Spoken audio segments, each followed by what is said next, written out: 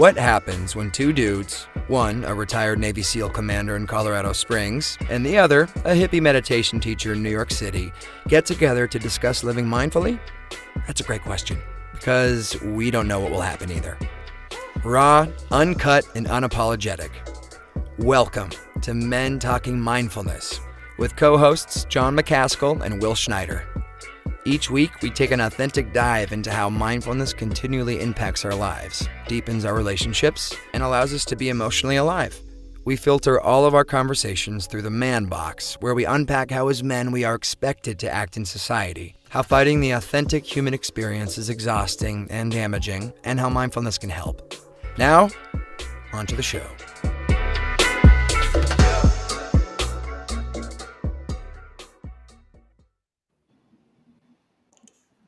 All right. Here we are, another show, another episode of Men Talking Mindfulness. Here I am, John McCaskill in Colorado Springs with my brother from another mother there, Will Schneider in New York City. Today, Will and I are going to be discussing with our guest, Jake Cosme, the victim versus hero mindset. Now, I want to make sure here we don't minimize true victims of crime, victims of abuse, victims of terror, victims of, whatever, natural disasters. Victimhood is true in these cases and others, but what we're here to talk about today specifically is the victim mentality and even more specifically, the victim mindset versus the hero mindset. And our guest, Jake Cosme, in his book that we'll get into here shortly, he says, victimhood is the fastest growing career field in America, creating a culture where the ability to be offended is so rampant, it shuts down growth, creativity, and positivity. We are so willing to judge and vilify those who have not had the guidance we have been blessed with. But first, let's go over to Will for some announcements. Hey, John, good to be here. Welcome everybody to the show. We have, two exciting announcements. Well, I'll make the first one is if you ordered some MTM merch from us, it is on its way. I talked to my cousin, helped to produce all the shirts and hoodies and stuff like that, and he's shipping them out. Rob Schneider, if you want some great T-shirts and stuff, check out Valley Athletics, and you can get some great merch and with a really great, amazing amount of customer service as well. But how about a next announcement is: have you ever considered a wellness retreat, specifically a plant-based medicine wellness retreat? Well, our friends at Evolutio, you might remember hearing that name, Evolutio. They have partnered with one of the leading companies in the world around psychedelic research, the Beckley Foundation. And John and I are going to join our former Army Ranger and McKinsey consultant and guest from one of our shows on trust, right? Neil Markey. And for his upcoming retreat, this plant-based medicine retreat, we're going to reflect, reset, rewire, for a 5-day authentic wellness retreat focused on rewiring neural pathways and finding equanimity and creativity and resetting the nervous system. The retreat is at the beautiful Imiola Institute in Costa Rica, and is going to take place, and mark your calendar. There are still spots left on November 19th to 23rd.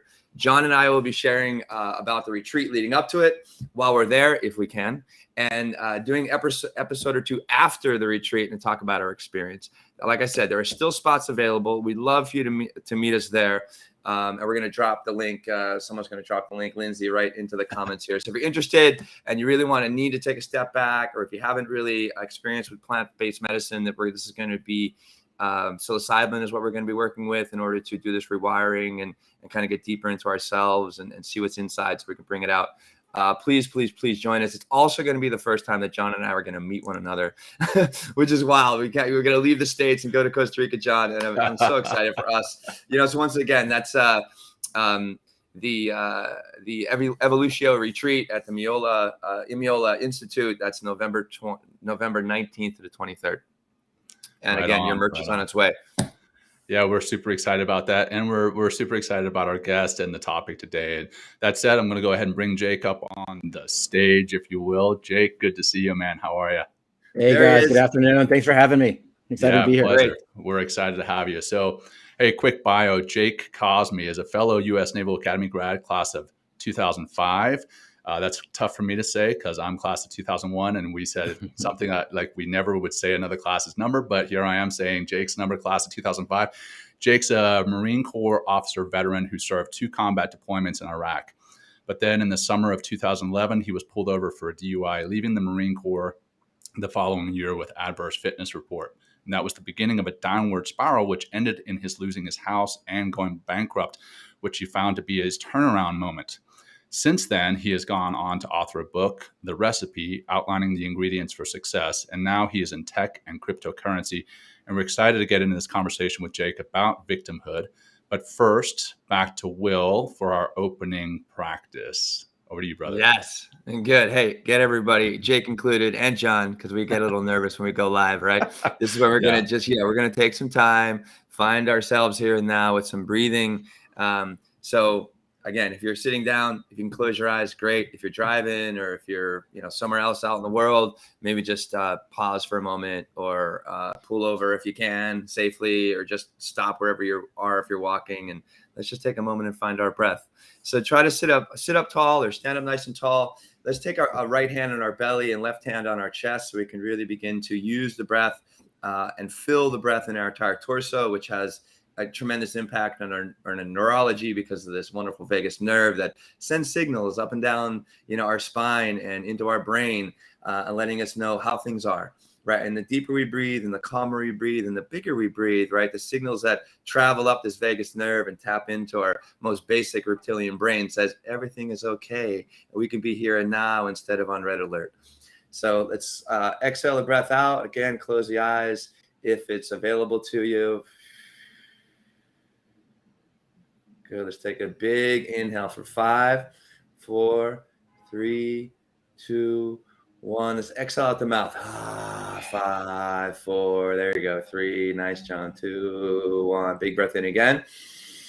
Fill it up. Feel that wave. Fill from the bottom to the middle of the chest to the top of the chest. Exhale out the mouth again. Let's do one more of those. Inhale really big. Feel that expansion. Keep going. Inhale, inhale, inhale. Exhale out.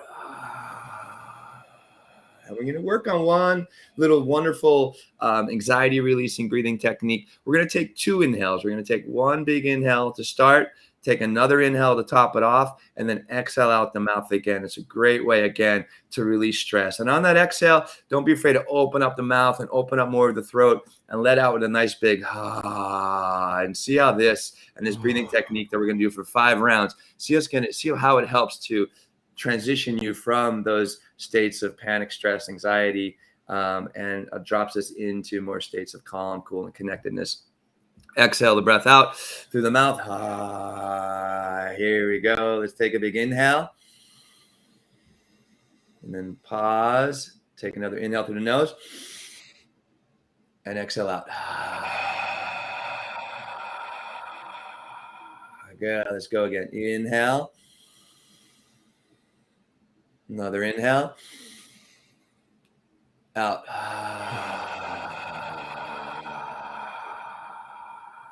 3 more. Inhale bigger. From bottom, middle, top, hold. Another inhale. Exhale out. Through the mouth. Very, very nice. Everybody, let's just do 2 more. Bigger inhale if you can. Keep going, keep going. Hold, hold, hold. Top it off. Exhale out. And here we go. One more big inhale. Hold. Take another hit. Exhale out. And just take a moment here with the hands resting in the torso and just feel how you're feeling, coming back to a nice, smooth quality of breath. As you breathe, feel yourself either standing on your feet or sitting in those sit bones, just really landing yourself just through that physical awareness, right? Really becoming more present, not just of ourselves emotionally, but physically, and using the breath as that navigational tool into the now.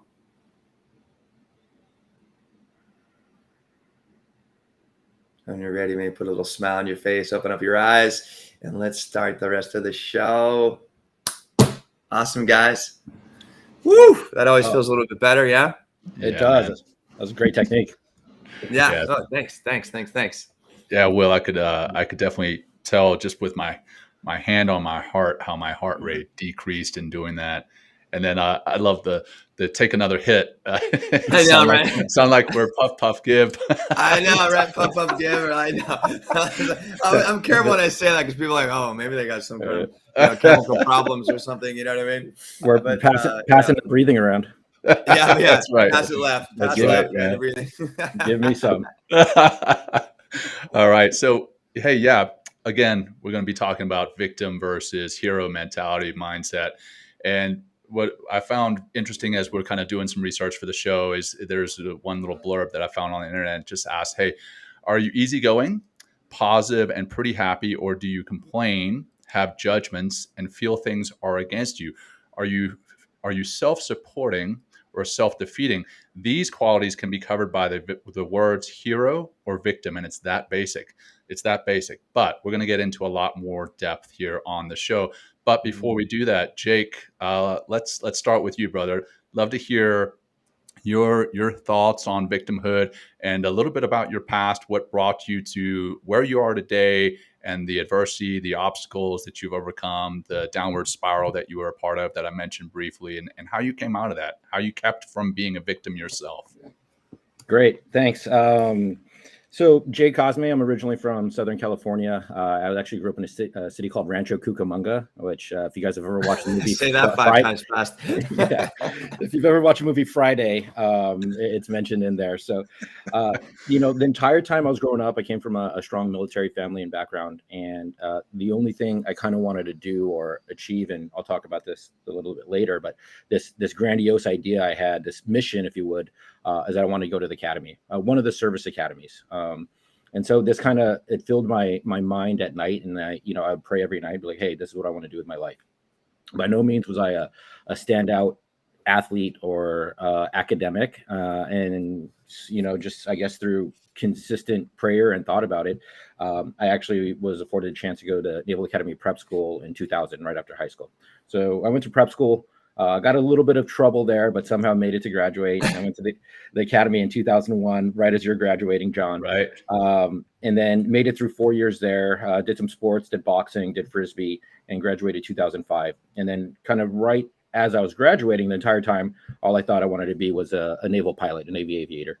I grew up watching Top Gun. Like, this is the thing I want to do in life. And get to graduation, and Iraq and Afghanistan is going really heavy. And I made this change and decision in my mind that I was like, hey, I want to be there on the ground. I want to see what's taking place and be a part of this force that's going on.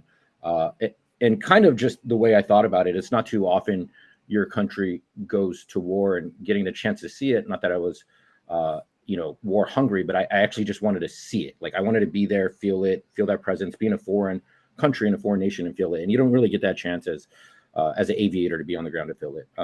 And so I made the change to go to Marine, did Marine ground, ended up becoming an intelligence officer. Then I was assigned to 3rd Battalion, 7th Marines, which is in 29 Palms. It's in the desert in Southern California, middle of nowhere. And I did 2 back-to-back deployments, both to Ramadi and then Al Qaim in 07, 08, and then 08, 09.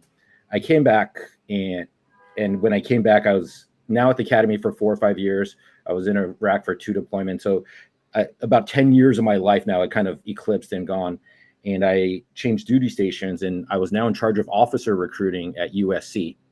And this is kind of where my downward spiral kind of starts. So the reason I kind of started is, one, when you're deployed and doing something all the time, you have this clear mission focus, you're getting ready to go do it. It's easy to execute upon that. When you put, a Marine, particularly myself, in a large city by himself, hey, go on a college campus. I picked up promotion. I was now a captain. Here's some extra money. And, you're kind of on your own little island. Your mind starts to go in these different ways. And I kind of fell victim. Again, I was a victim. I fell victim to this partying, drinking.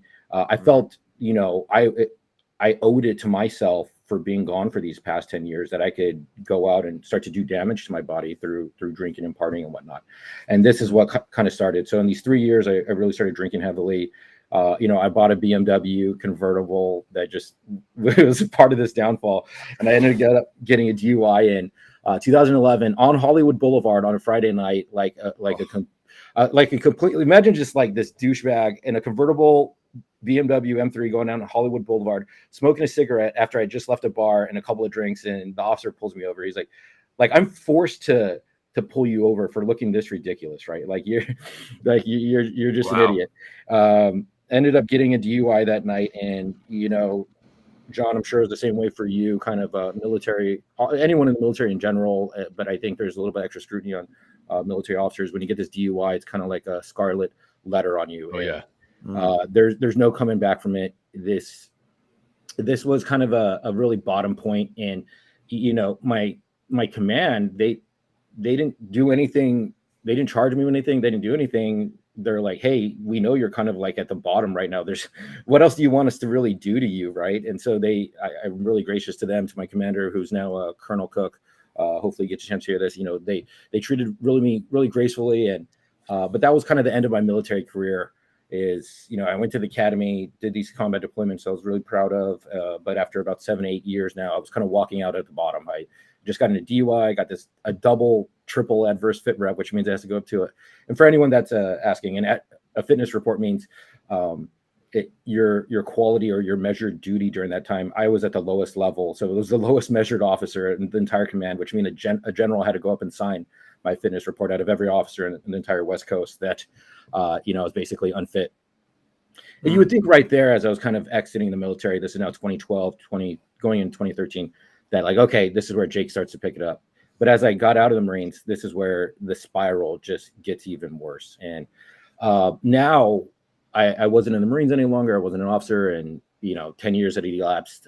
This drinking now turned into really like drugs and partying, and I was in Hollywood and clubbing and raving. And it didn't just turn to recreational, infrequently. It was like Thursday, Friday, Saturday, Sunday night.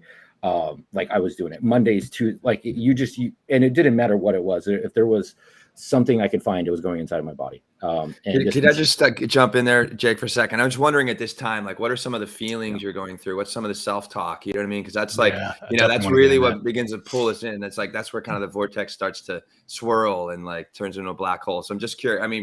Just curious about during that time, if you remember looking back and reflecting, it's like, what were some of the feelings and maybe that self-talk that you had like after the military and like, and you're in this place and college campuses?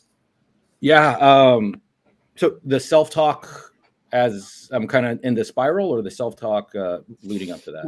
Yeah, well, this like when you're like kind of we're moving out of the military, you kind of have this scarlet letter on you, and you're on this new kind of like path in your life. Like you no longer have the military that seems to like it gives you a purpose, and it's like, or if you don't, whether you like it or not, you have a job to do. Or here you're outside, and now you're like, okay, like who am I, and that kind of thing. So I'm just curious, like where those feelings might be. Yeah, that's a great question. Thank you, Will. To be quite honest, and looking back upon it, it kind of starts out with like anything, you're having fun. And then having fun, you get this feeling off it, this high, this mental state, this euphoria, if you will. And then so you want to do it more. And what I started to notice during the transition as I'm going down and down this spiral was the feelings went away, and it almost went to, I was doing it to silence I was in complete silence. I was in complete numbness. I really wasn't left with too many feelings. Like this moral compass you have of right or wrong. Like, should I, drink and do drugs tonight and drive home? Probably like we can all sit here and be like, oh, that's a bad idea. But this moral compass, when you're in that moment, I was like, I'm fine. I'm okay to do this. And it went away because to your question, Will, the feelings went away. It was just numbness. And now I was in a state to kind of chase this numbness for a while. And it just led to, I was like, as long as I can make it to this next weekend, like this is the only thing I would have to do. And yeah, and it was about a year or so doing that. It got to the point and kind of getting out of this, you talk about having this purpose.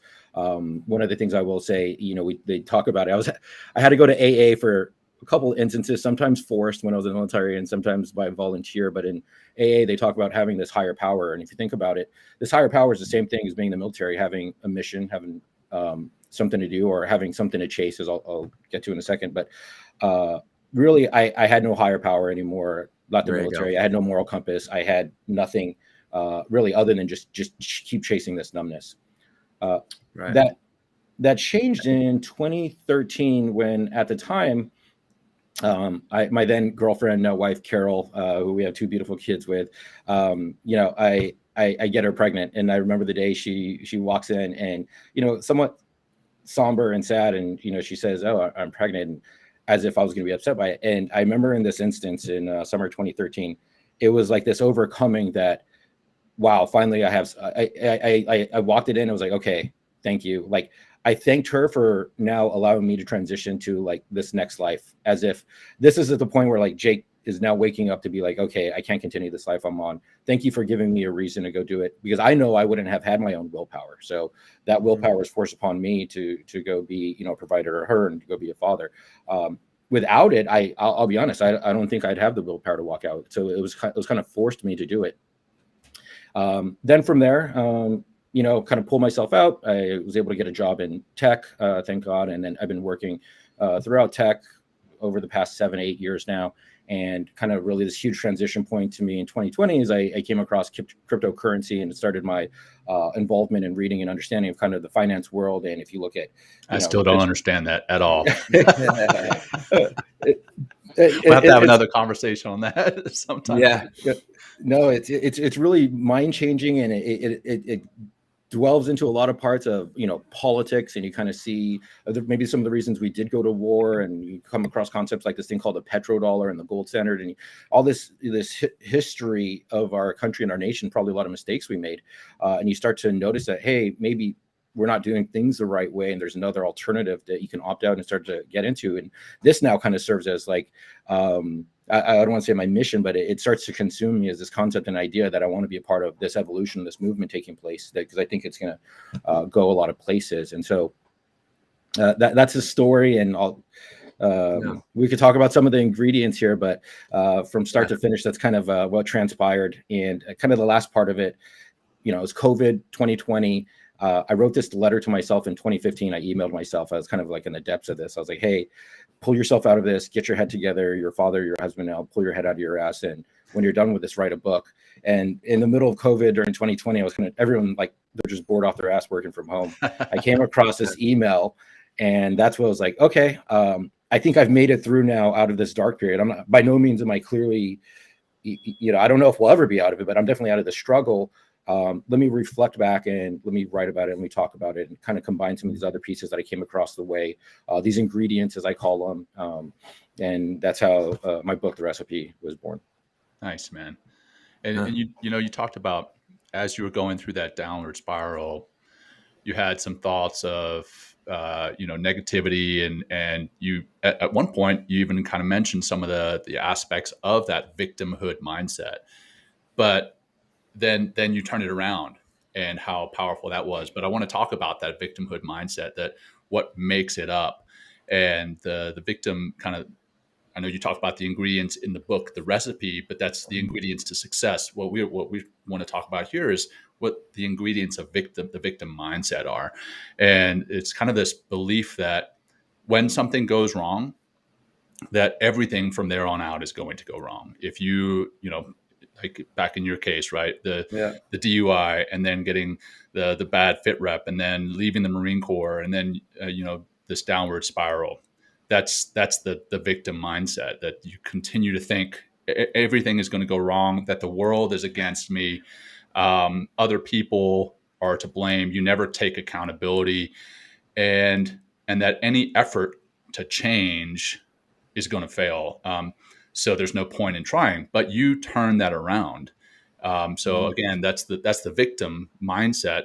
And you turned it around with that email that you sent to yourself, which is incredibly powerful. I think that's a great idea for people to do. If they are in that victimhood mindset, if they are down and out, send themselves an email. And like you mentioned, pull your head out of your ass, or at least tell yourself to pull your head out of your ass and get on that upward spiral.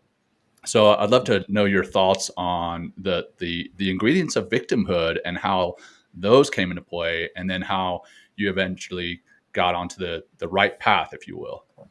Yeah. So and that exact period as I was kind of making these serious mistakes, and it doesn't happen quickly. It took me years to kind of ruin my life, right? It happened over a sustained amount of time. But I can recall thinking that maybe not that the world owed me something, but I thought I owed it to myself that I was, Jake, you did the hard work. You went to the academy. You served your country. You did this deployment. Yeah. You owe it to yourself to get as absolutely drunk and fucked up this weekend as possible. You owe it to yourself to go blow every single paycheck for the next 5 years or what have you. Jesus. This and you start to think about it. It's this superiority complex that you've done something in the past, so you think now you're better. You're better than working hard. You're better than trying to refrain from consumption. But every day, you owe the world the best, and regardless of what you did in the past, right? And John, I'll steal this one, right? But the only easy day was yesterday, right? And that's true for everyone. It's true in the real life. It's true for Marines. It's true as we transition. I thought I worked hard previously. I thought I worked hard for years, so I didn't have to work hard any further. And that just doesn't mean work hard with life, with savings, but work hard me mentally, and to say, Jake, like you really don't need to consume in excess this much, right? And that's a hard thing. Consumption in excess of anything, and pick your poison.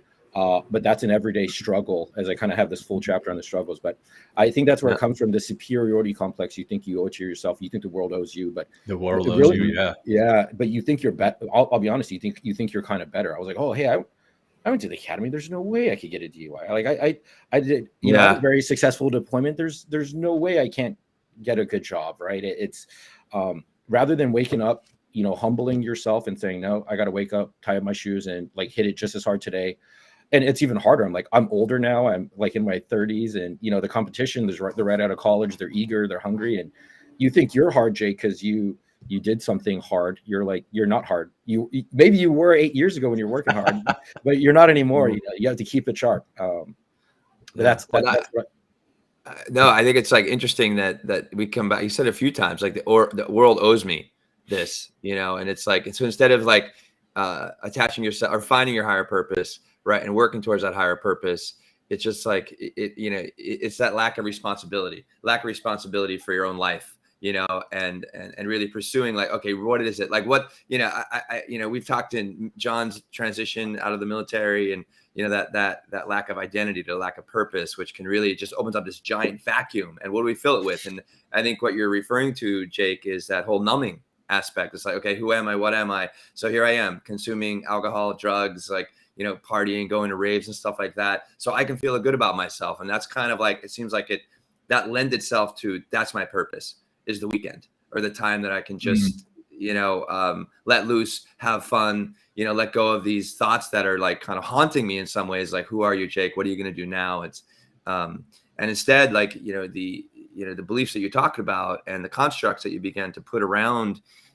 your own life. It's like, I'm owed, I'm better than other people. It's like, why isn't the world, meeting my needs? Like, why, instead of actively pursuing, it's like, and John, I've talked about this in several different occasions, in several different realms. It's like, getting out there and being a creator of your own life instead of being a consumer, right? Instead of like, and when we sit back and we just consume and we begin to like see the world as like all screwed up because your life's screwed up, we're kind of stuck again in this vortex. And also part of this vortex, and to be kind of the hippie here a little bit, right? It has energy, right? It has energy. And we get into that kind of like that law of attraction, right? So if I'm feeling I'm a piece of shit and I don't have an identity and I keep self-sabotaging and I keep filling myself with all these negative self-talks and negative beliefs, like, what are you going to attract? Of course, you're going to get a DUI, or of course you're going to get in a fight, or of course you're going to get hurt in some way because of the actions that you've chosen to take, instead of being like, hey, like, really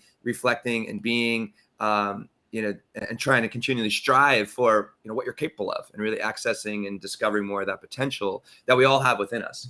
So I just wanted to put that into our conversation. No, and you hit it on the head. You talked about this pursuit, and that's what I try to write about, and that you need something to chase, right? If not, you're going to be in the struggle, and that's something to chase. And when we're in the military, is mission accomplishment. You get a mission, you need to do it. Yep. You need to see it through. When you're in the civilian, you might not have it, And, kind of on the headline here, this victim versus hero mentality, I think heroes in all their regards, they're chasing something. If you've ever met a person, and I'll give you a couple examples, if you met a person that's in pursuit of something, that he'll never succumb to victim mentality. And one example I'll have is as I was getting out there, one of the guys I served with, James Colvin, he's now Lieutenant Colonel Colvin. He's getting out of recruiting. I was like, oh, what do you want to do? He's like, I'm going to be a Boston city firefighter. I was like, why do you want to do that? He's like, there's only two things I wanted to do: is be a Marine, serve my country, and then be a firefighter.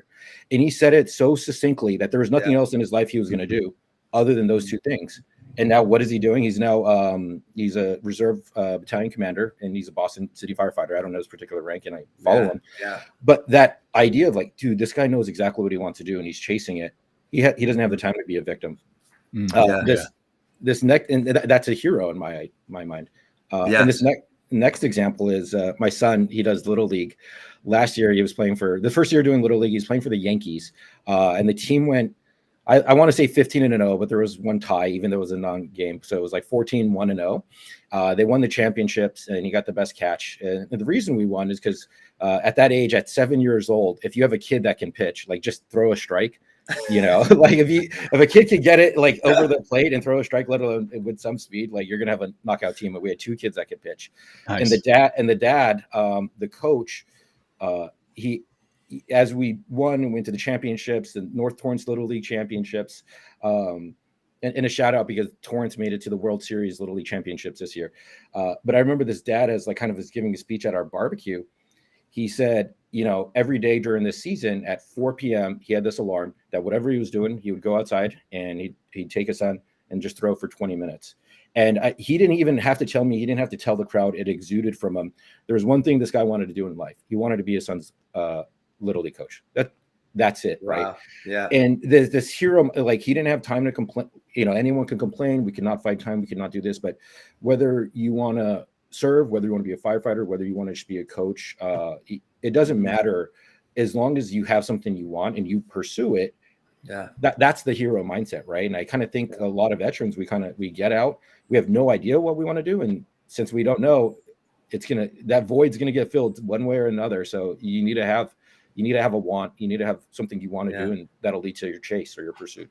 It makes me think of John and I are the man in the arena.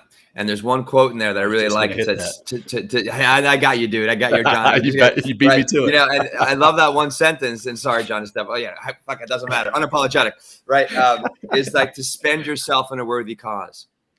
Right. To spend yourself in a worthy cause, and not a a selfish cause. Right. To spend yourself in a worthy cause is selfless. And how can you use your talents and all the skills that you've acquired in order to be a great firefighter, in order to be a great coach, in order to, bring mindfulness to the world like John and I are doing.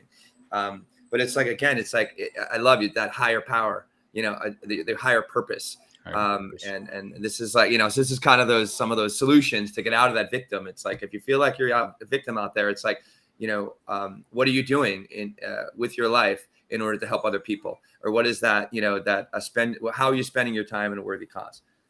So. Yeah. And Jake was one of those folks who had to memorize that Man in the Arena back at the academy. Of one of the first things we had to learn, and, talking awesome. about, you talked about, Will, a second ago, creating versus consuming. When you're putting yourself out there, you're going to have failures, right? When you have those failures, if you think, okay, well, I failed, now I am a failure, then that becomes that victim mindset. You become that victim mindset. You become that victim. And if you're able to realize, hey, look, I failed, but I can learn from this. And we've had multiple episodes on this too. If you can learn from your errors, if you can learn from your mistakes, if you can learn from getting knocked down, then you can come back better and stronger. And then you can be that hero that is always in pursuit. And that actually reminds me of a podcast that Will and I went on recently with Mike Burke, Army Sergeant Major. He runs Always in Pursuit, the podcast. And you said that by word for word, Jake, is being always in pursuit. That's key.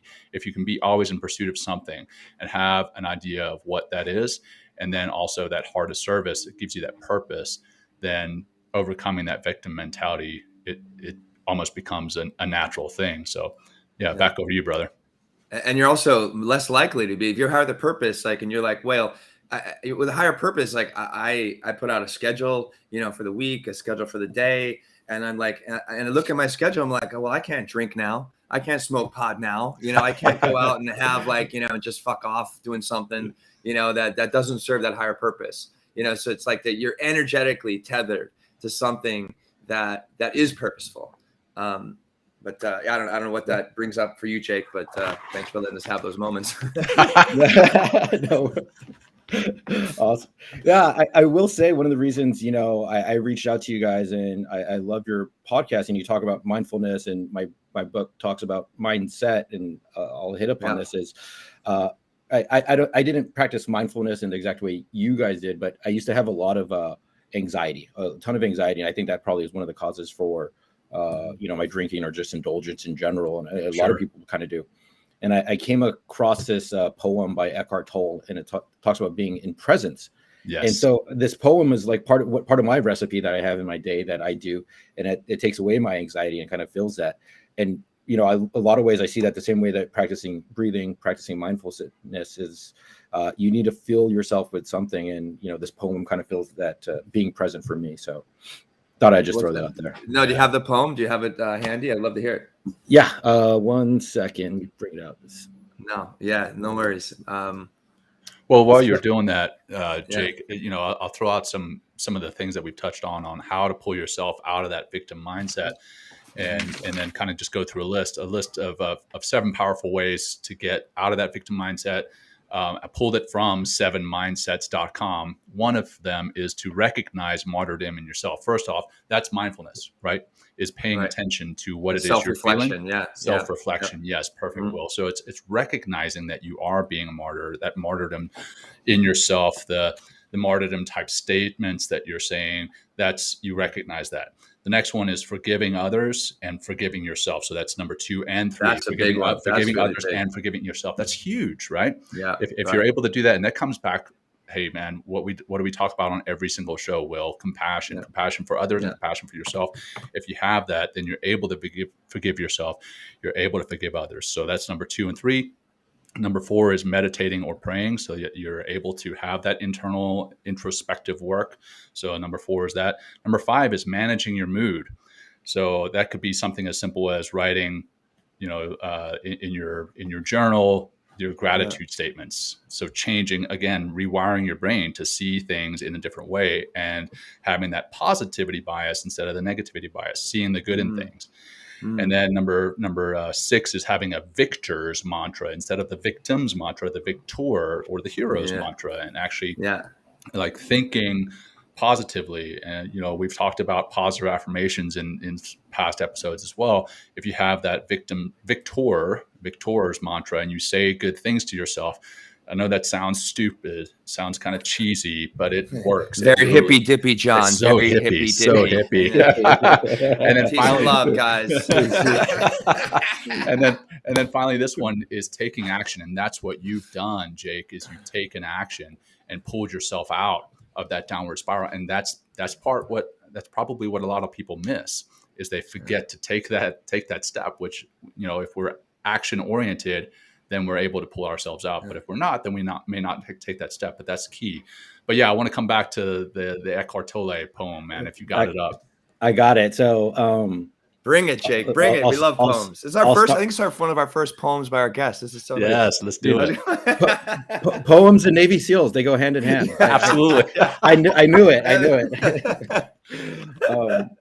So I start off with a question is, am I present? And then starts the poem. All negativity is caused by denial of the present. Unease, anxiety, tension, stress, worry, all forms of fear are caused by too much future and not enough presence. Guilt, regret, resentment, grievances, sadness, bitterness, and all forms of non-forgiveness are caused by too much past and not enough presence. So it lines up. Man. Yeah, it lines up with the 7 mindsets. Yeah. And I'll tell you, when I came across this, I was working at Akamai, and I used to have this coworker, and he used to get on my nerves so bad. I would get like just feelings of hate would consume me that I wanted to bring this person pain and violence. I'm not like, like it was honesty, bad. man. Yeah, it was bad. And I came across this poem in one of my leadership classes I was taking. You know, there's corporate leadership classes I took, and then I read it and I added it as part of my recipe in the morning. And my hatred towards this person, and this unease and this everything I felt for him, which is just a sign of me not being comfortable with myself, that I can't take in someone else's own opinion. It's me being the bad person here. It went away because I wasn't present. I was just thinking of, this guy's going to say something dumb. This guy did something dumb, but it was just me not being able to control that a person has a different opinion than me. And this poem kind of really took it away from me. Nice. I what you mentioned about those 7 elements, what you just talked about with Tolle's poem here, all feelings,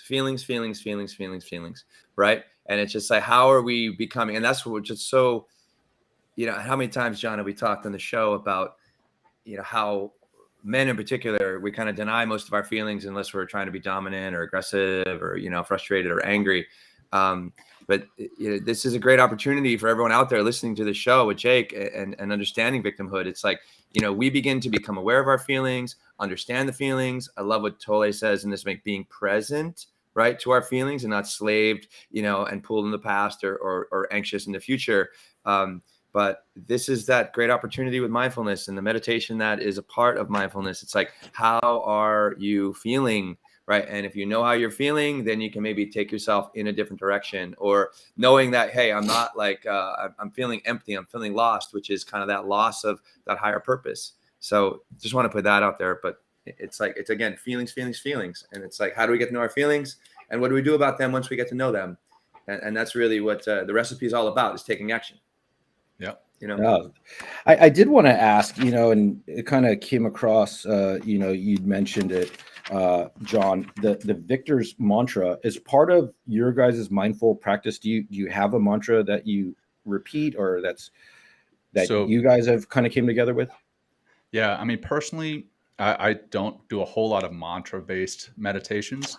But I do have mantras. It's gonna sound super cheesy. It's basically, if you think about the Saturday Night Live, what was it? Oh no, Jack Handy, like positive affirmations with Jack Handy is like staring at himself in the mirror. He's like, I am good enough, I am strong enough, and doggone it, people like me, something like that. Yeah, right. So like literally I stare at my mirror. I don't stare at my mirror, but I look in my mirror every morning. I'm like, all right, you've got this. And that's it. It's a simple one. It's just, you've got this.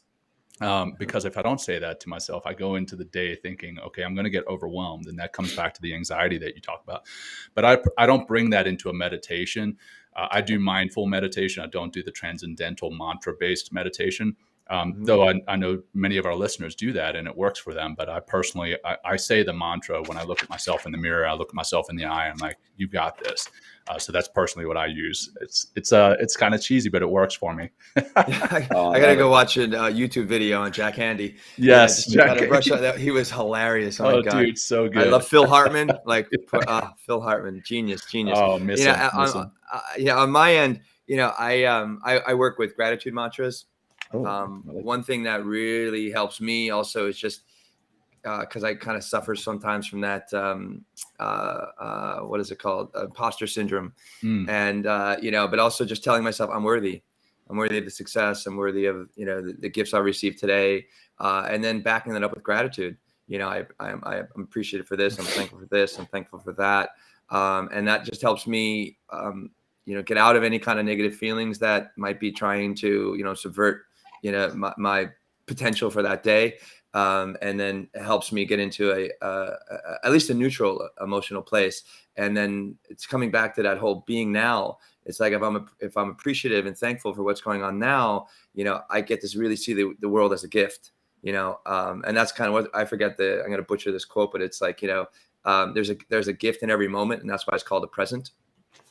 Right. Yep. So it's just like, so if you're really looking out for those gifts, instead of like, the victim, mindset is we're not taking responsibility, we're self-sabotaging, we feel powerless, we have like this negative self-talk, and what's that going to bring? Again, energetically, it's going to be, you're filtering and processing the world. It's like, oh, that's screwed up. Oh, judging the world, that's not helping me. Oh, there I am. Just to kind of, again, feed that, that negativity bias, that freaking beast and that kind of demon and dragon inside of us that, it needs, if you open it up, right, open up that cage or that Pandora's box, it's just going to start asking for energy to feed, that victim or that negativity bias that comes along with the victim mindset. Oh yeah, the energy, man, right there that you hit on, and I know Dr. Seth Hickerson, we've had him on the show before, where he says, where your attention goes, your energy flows, right? Yeah. And so much if you're paying attention to yourself as a victim,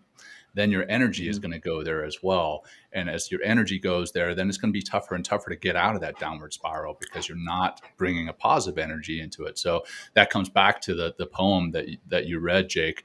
Hey, if you're able to focus on the present rather, and not get consumed with the future and all that anxiety, that fear-based stuff, or the past, all that depression and sadness-based stuff, if you're able to focus on the here and now, the here and now is okay, right? The here and now is okay. It's all we got. It's all we got. That's the only thing that's happening, right? The past is gone. We can't do that. We can't do that. We can't change that. The future isn't here yet. Sure, we can plan for it, but we don't need to worry about it. We can plan for it, but not worry about it. And you obviously know that with the SMEAC, situation, mission, execution, action, and command and control, or admin and logistics, command and control. There we go. It took me a second. What? I'm confused. What are you talking about? Yeah, just kidding. This will is the 5-paragraph order in the military. That's how we dumb it down. We got to dumb everything down in the military, make it really simple. SMEAC, situation, mission, execution, admin and logistics, command and control. That's what it stands for, the little acronym. But yeah, if our mission is to be focused on the present moment, that can help us. And then also always at the same time, always be in pursuit. So, all right, I'm rambling now. So back over to you, Jake. Let's bring our guest back on and this dialogue. So combining, two different things you guys talked about, this feeling, actually, it just came up right now that I had, and being present. I recall kind of when I was in the middle of my struggle, it would be a weekday, middle of the day like this. And I wasn't present. And the only thing I was looking forward to was like, just let me get to 4 or 5 PM just so I could start like pounding shots or doing something nefarious. Let me get to Friday. Let me get to numbing, because I wasn't present. And actually this feeling of just trying to get there rather than be where I'm at in this moment gave me anxiety, because the only thing I'm doing now is just looking forward to this time I get to go harm my body and myself even further. And it's kind of these all these things, they start to circle back and you don't realize it till later. And you think, you write about it, you do your poems, and you're like, oh, that's why I was in that position, because I wasn't present, right? Yeah. But good on you, man. Yeah. The last part, thanks for you guys dropping your 2 mantras. One of the portions I have in my book that I call, doing your affirmations. I came across this mantra, and it kind of hit me. It's by Dr. Joseph Murphy, and he was around during the 50s. He's no longer with us, and he has all these writings, and he actually has some great YouTube videos. But he talks about these people that were able to heal themselves in foreign countries just by positive mental attitudes, and whether we want to call it prayer, we want to say affirmations, but he would say, if you just say health and happiness to yourself 5 times a day, 5 minutes a day for 3 to 4 times a day, what will happen will be health and happiness. Yeah. And it really reminded me of this boxer, if anyone's into boxing, Floyd Mayweather Jr. Who arguably, in my opinion, might be one of the best boxers ever. He had this mantra of hard work, dedication. And you can see when he's practicing and training, saying hard work, dedication. Throughout his entire, 1 hour in the ring, he's just saying it: hard work, dedication, hard work, dedication. He had these mantras. And I'm in tech sales, and so Dr. Murphy kind of wrote about, he's like, oh, if you want to be successful, it's easy. Just say wealth and success to yourself 5 minutes a day. If you say that's if anyone wants to be rich, anyone listening, if you want to be rich, just say wealth and success to yourself for 5 minutes a day, and you're gonna be rich. It's that simple, right? Yeah. And it's true. You want to be happy, just tell yourself you're happy for 5 minutes a day, and you have your mantra that you're worthy, or you got this, and then what happens? You happen to be worthy, and you happen to have it, right? Yeah, I mean, you're whispering to yourself. Foundation. I'm sorry. Yeah, it lays the foundation for that next step, right? Taking action that we talked about before. And then Will, go ahead, man. You're whispering to No, yourself. it was kind of, you whisper to yourself and you whisper to the universe. Again, it's like we're in constant harmony, or if we want to be, right, with ourselves and our higher purpose. But like, that higher purpose doesn't happen alone. Like the world has to conspire in some ways, and the more we're in that wonderful affirmed mindset of whatever, wealth and happiness, or hard work and dedication or something like that, right, we're going to start again seeing ourselves, fulfilling that vision that we have of ourselves. One thing I'll add about those affirmations, it's not just the words, right, it's the feelings that they bring with us, because that's how we really how we are, like we connect to the world through our heart space. So if you're able to, any affirmation that you bring in or that you utilize in order to use it as a tool in order to become more of that, pull yourself away from the victim and living into this, the hero mindset, is also living more of a heroic and a victorious or triumphant life, is like really getting into that feeling, getting into the feeling. Because we're also continually, as we use those mantras and as we use affirmations, we're creating a greater sense of self. We're creating a stronger, what I'll say, a stronger reference to those things that we want in our mind, in our life, in our mind and our body. Oh, hey, little guy. I see your little one there, man. This is one of the higher powers right here. Right? That's right. There you go. That's awesome. Is that Maximilian? Absolutely. This is Maximilian. Yeah, great one. Yeah. His little nickname is Maxie. Hi, Maxie. Right on, man. Good to see you, little buddy. Well, hey, Jake, I know we're coming close to the end of the show. And again, the way that we normally wrap it up is with a closing practice. And then we obviously say farewell. But prior to that, man, is there anything else that you want to cover that we haven't talked about? Yeah, please. Last thing I did want to hit: ingredients, victimhood, presence. I think we're pretty wrapped up. I have. Go ahead, Jake. Sorry. No, and this is weird, and I don't know why. I was thinking about things I wanted to talk to you guys, or just I want your audience to hear. But one of the parts that kind of plays into this victim mindset and it really had me thinking, because I came across it in my book I wrote about. I had to go to jail for a little bit as part of my DUI and failure to serve. It's called county, and at the time I didn't think it was that bad. And reflecting, it's like, oh, that's kind of bad, right? But when you go there, they separate you by race, so they force the segregation. Oh, wow.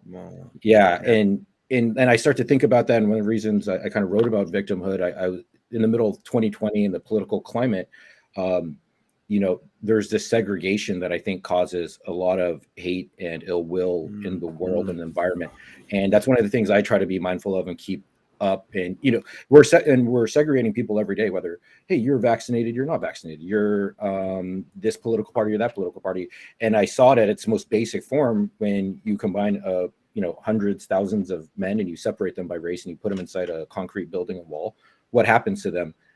It creates a chaotic environment. And I think the same thing kind of takes place in our world, in our natural world, that the segregation, and just I try to be mindful of, like, hey, is the media trying to segregate me and force me into a particular tribe or position or group? And that's one of the things, like, the last talking point I guess I would highlight that I think kind of inspires this victim mindset is we're segregated, and so therefore we think we're either superior or we're less superior, and that kind of triggers these thoughts of ill will, hatred, and whatnot. Yeah.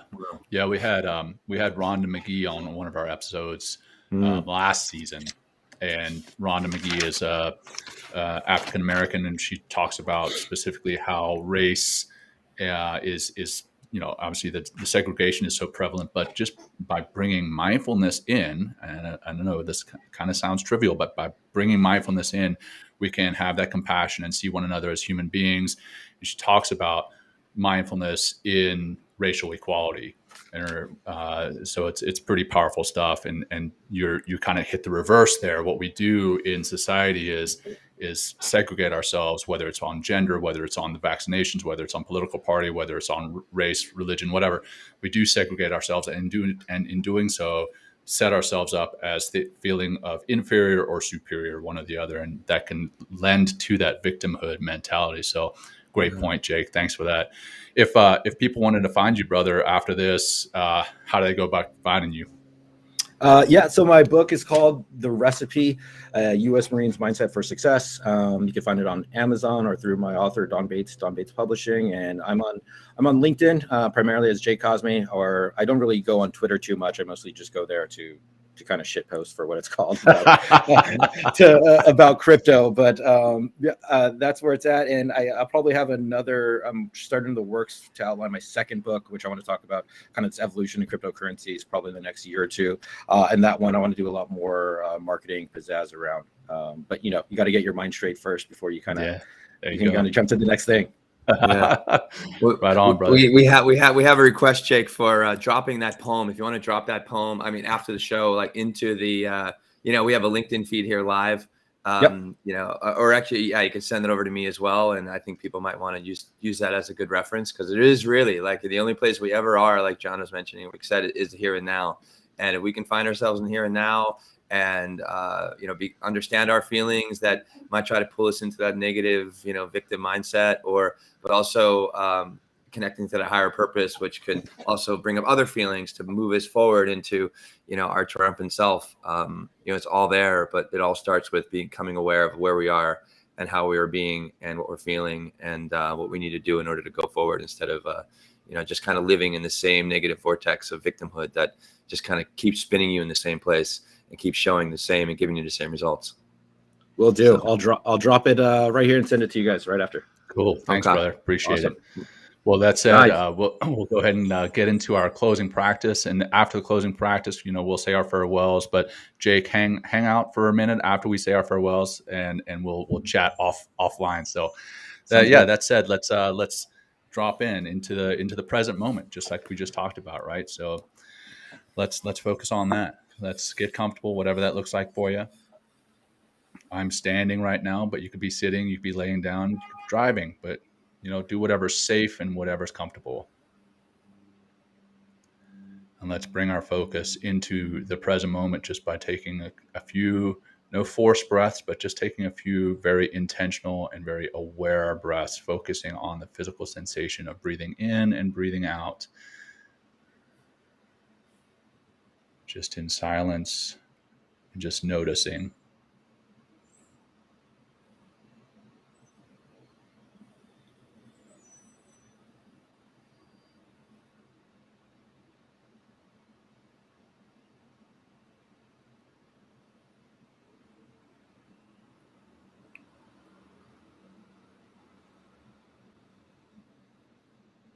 And now let's bring some of those mantras into this meditation, into this grounding practice, and finish with that.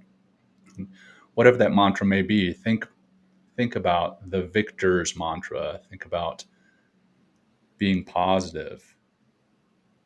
Mantras about taking action. Mantras about gratitude. Whatever that mantra is for you, bring that in and think about it. Focus on it. And in your mind, say it to yourself.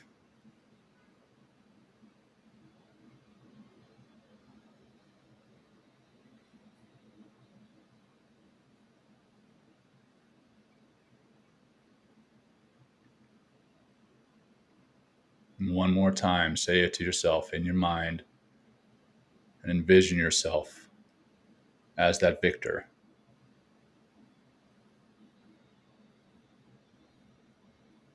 And then let's close together with one last deep cleansing breath. Begin by breathing out all your air.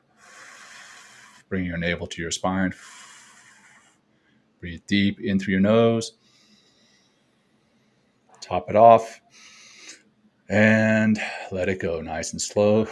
Slow, slow. You've got this. You've got this. You've got this. All right. And on your own time, come out of the practice and we are done. Jake, thanks so much, brother. Thanks for being with us. We really appreciate it. Awesome show. And hope the best for you and best success for you and your book and everything else, man. You've got a lot going on. So love having you here. Will, John, thank you guys so much. It's great. I really appreciate it. Yeah. Thank you, Jake, for joining us. Beautiful, guys. Awesome. Appreciate it. All right. Go be a hero. Yes. Boom. There you go. Love it. Thanks for joining Will and John on Men Talking Mindfulness. If you enjoyed the show, please like and share it with your friends and family, and please, we would appreciate a review too. Until next time, this has been Men Talking Mindfulness. Thanks for showing up.